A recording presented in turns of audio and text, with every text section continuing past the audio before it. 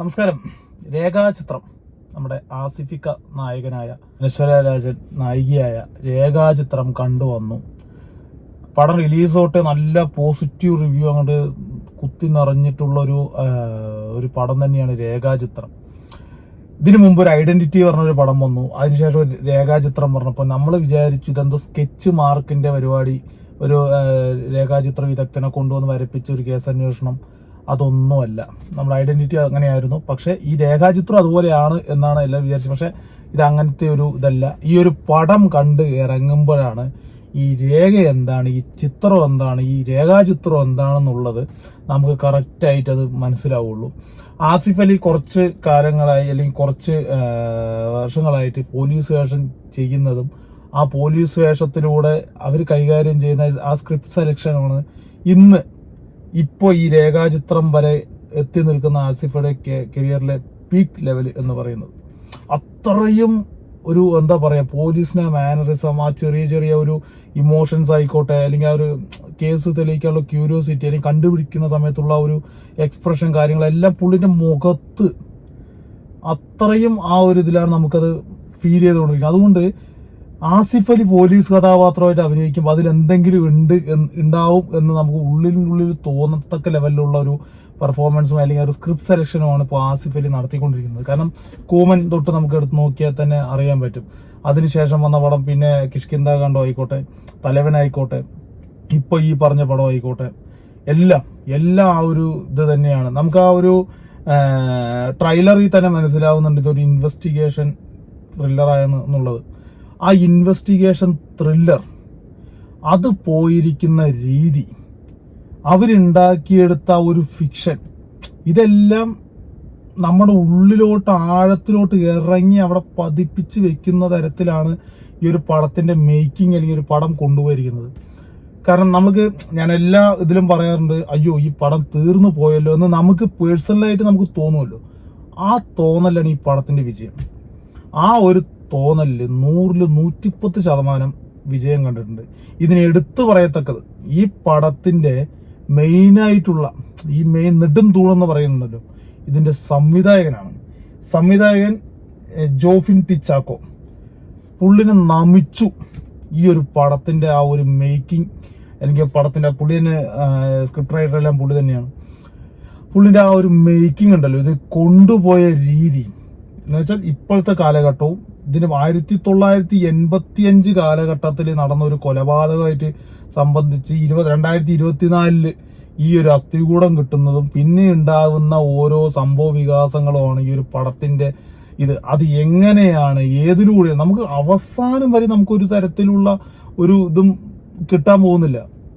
അത്രയും സൂക്ഷ്മമായിട്ട് അത്രയും പഴുതടച്ചിട്ടുള്ള ഒരു സ്ക്രിപ്റ്റ് റൈറ്റിംഗ് ആണ് ഈ പടത്തിൽ നടത്തിയിരിക്കുന്നത്.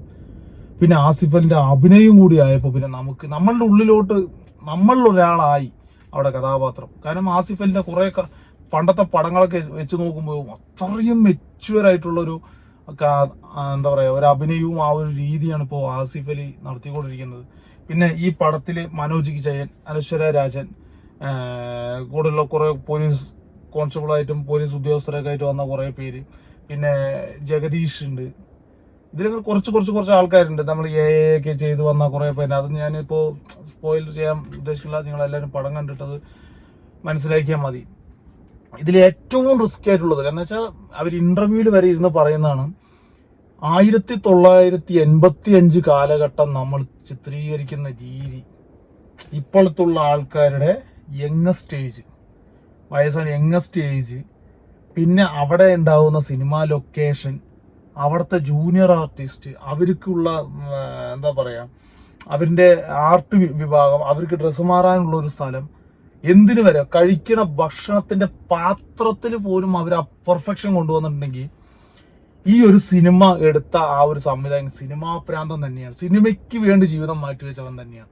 കാരണം നിങ്ങൾ ആലോചിക്കണം, ആ ഒരു തട്ട് വരെ അത്രയും സൂക്ഷ്മമായിട്ട് അവരത് നിരീക്ഷിച്ചിട്ടുണ്ടെങ്കിൽ ഈ സംവിധായകൻ വേറെ ലെവലാണ്. അത്രയും എന്താ വെച്ചാൽ നമുക്കറിയാലോ, ഒരു പടത്തിന്റെ ഷൂട്ടിങ്ങിന്റെ ഇടയിൽ നടക്കുന്ന ഒരു കൊലപാതകം, അതിനിവർ ബിൽഡ്, കാരണം അത് വെറും ഒരു ഫിക്ഷനാണ്. ഒരു ചെറിയൊരു മമ്മൂട്ടി എന്തൊരു ചെറിയൊരു ലെറ്റർ വന്നതിനെ കുറിച്ച് എന്തൊരു ചെറിയൊരു ഇത് മാത്രം പറഞ്ഞിട്ടുള്ളൂ എന്നാണ് സംവിധായകൻ പറഞ്ഞത്. ഇങ്ങനെ ഒരു ചെറിയ തോട്ട് പറഞ്ഞത്. അതിൽ നിന്നുണ്ടായ ഡെവലപ്മെന്റും പിന്നെ ഈ ഒരു ഷൂട്ടിംഗ് ലൊക്കേഷനിൽ, കാരണം നമ്മളൊക്കെ കണ്ടുപോയ സിനിമകളായിരിക്കും, എനിക്കൊന്നും ഓർമ്മയില്ല സിനിമ എങ്ങനെ ഏതാന്നുള്ളതൊക്കെ. ആ ഒരു ഇതും പിന്നെ ഈ കാലഘട്ടത്തിൽ ആ സിനിമയിൽ ആ സമയത്തുള്ള ആ സിനിമയിൽ വർക്ക് ചെയ്തവരിനെയൊക്കെ കൊണ്ടുവന്ന് അതിനെക്കുറിച്ച് ഇങ്ങനെ അന്വേഷണത്തിന്റെ ഭാഗമായിട്ടൊക്കെ നിൽക്കുമ്പോൾ അവര് താഴത്തത് കറക്റ്റ് നോട്ട് ചെയ്ത് ഇന്ന സിനിമയിൽ ഇന്ന വേഷം ചെയ്ത ആള് എന്നൊക്കെ നമുക്കത് കറക്റ്റായിട്ട് അറിയുന്നുണ്ട്. പിന്നെ ഭരതൻ സാറിന് ഇതിൽ നല്ല രീതിയിൽ കാണിച്ചിട്ടുണ്ട്. അത്രയും ഇതൊക്കെ മോശമായിട്ട് പോകാൻ തക്ക ലെവലിലുള്ള ഒരു തന്നെയാണ് നമ്മൾ ഈ സിനിമയ്ക്കുള്ളിലെ സിനിമ. അതിൻ്റെ ഉള്ളിലൊരു കൊലപാതകം, അതിൻ്റെ ഉള്ളിലൊരു കണ്ടുപിടുത്തം, അല്ലെങ്കിൽ ഇതൊക്കെ ഒരു ഇൻവെസ്റ്റിഗേഷൻ എന്നൊക്കെ പറയുമ്പോൾ നമ്മൾ പല ഇതിലും കണ്ടിട്ടുണ്ട് സിനിമയ്ക്കുള്ള സിനിമ എന്നൊക്കെ പറയുന്നത്. ബോറായിട്ട് തോന്നിയത് നമുക്കുണ്ട്. പക്ഷെ ഇത് അതിനേക്കാൾ മേലെ നിൽക്കുന്ന ഒരു തരത്തിലുള്ള ഒരു തന്നെ. കാരണം പണ്ടത്തെ കാലത്ത് ചിത്രീകരിക്കുമ്പോൾ പേന എഴുതുമ്പോൾ പഴയ റെനോൾഡിന്റെ ഒരു പേനയുണ്ട്, ആ ഒരു വെള്ളയും അതിന്റെ നീല മൂടിയ അടപ്പുമായിട്ടുള്ളത്.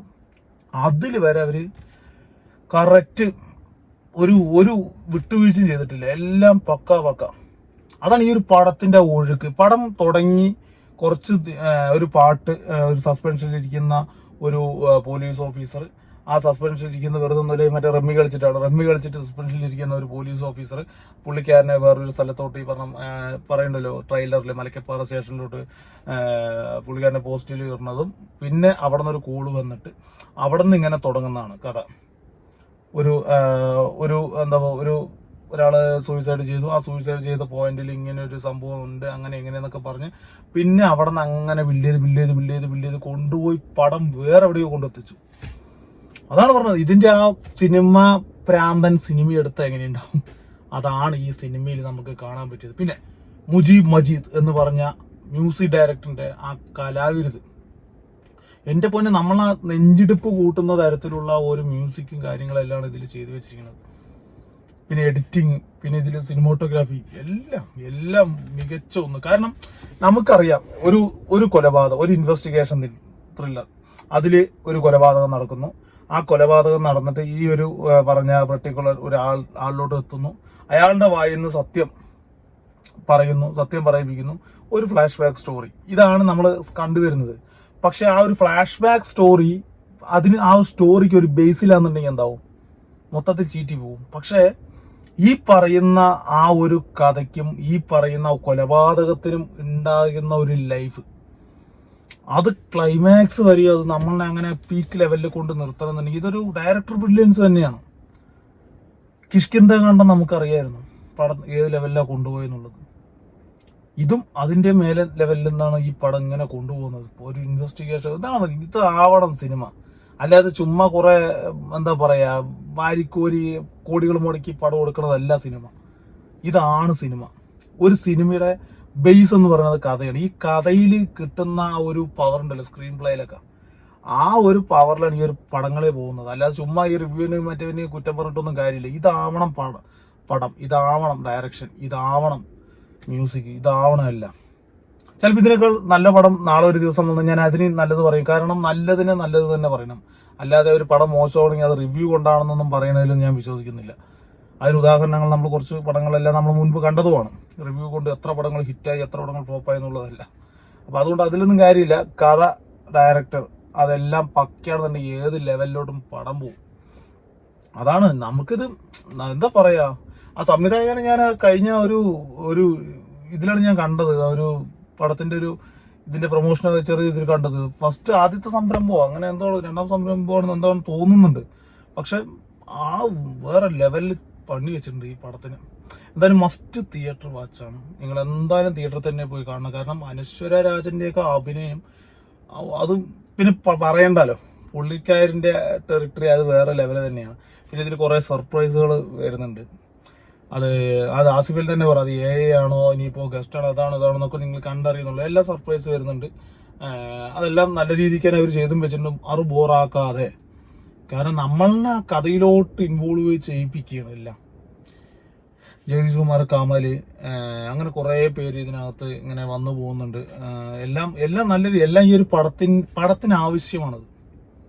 ഈ ദേവദൂതർ പാടി എന്ന് പറഞ്ഞൊരു പാട്ടിനെ ചുറ്റിപ്പറ്റി നടക്കുക. എൻ്റെ അമ്മ, അത് ഞാനതാ പറഞ്ഞത്, വേറൊരു ലെവലാണ്. നിങ്ങൾ ആ ഒരു പടം തിയേറ്ററിൽ തന്നെ പോയി കണ്ടു നോക്കുക. എന്തായാലും ഈ പ്രാവശ്യത്തെ ആ ഒരു തുടക്കം ആസിഫ് അലി തൂക്കി എന്ന് തന്നെ നമുക്ക് പറയാം. കാരണം ഐഡന്റിറ്റി എന്ന് പറഞ്ഞ പടം വന്നപ്പോൾ സമ്മിശ്ര പ്രതികരണമായിരുന്നു. പക്ഷെ ഇത് അങ്ങനെയല്ല. ഇത് എല്ലാവരും ഒരേ സ്വരത്തിൽ പറയുന്നുണ്ട്, ഇതാണ് ത്രില്ലർ എന്നുള്ളത്. എന്തായാലും കലക്കി. എന്തായാലും ആസിഫ് അലിയുടെ സ്ക്രിപ്റ്റ് സെലക്ഷനും കാര്യങ്ങളെല്ലാം അടിപൊളിയായിട്ടുണ്ട്. ഇതിന്റെ ഡയറക്ടർ